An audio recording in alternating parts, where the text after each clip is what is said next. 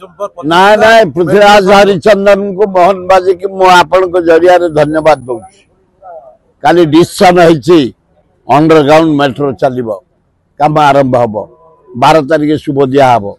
कारण मु मेट्रो पछे 10 वर्ष लागी नवीन पट्टनायक पांड्यान देगी जाइतले 5000 कोटी ये सरकार आसला परे टंका मागिला आग तमे जो से टेंडर दे नहीं बोले ताकू देइछ आमको दियो से कहला आमे काहाकू देइनी आमे टेंडर रे पाइछु तापरे कहला अंडरग्राउंड रे जीवो से कहला जो ग्राउंड रे नौछन दियो मु दिल्ली रे करछि अंडरग्राउंड रे मद्रास करछि अंडरग्राउंड रे कलिकता रे करछि अंडरग्राउंड रे एठे भी करियार मोर आपत्ति नाही माठी तळे कर जा हो 12 मुताको जीत धरछि जते शीघ्र का आरंभ कर जोरसोर आरंभ कर मेट्रो चालू भुवनेश्वर रो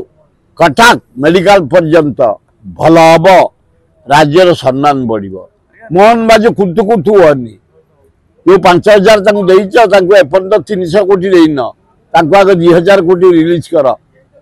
काम दाम अधा कर दे कंट्राक्टर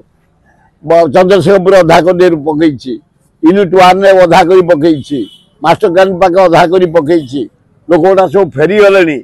समस्त डाकी जंत्रपाति लगे काम त्वरान्वित कर जल्दी कर ताल भल हम।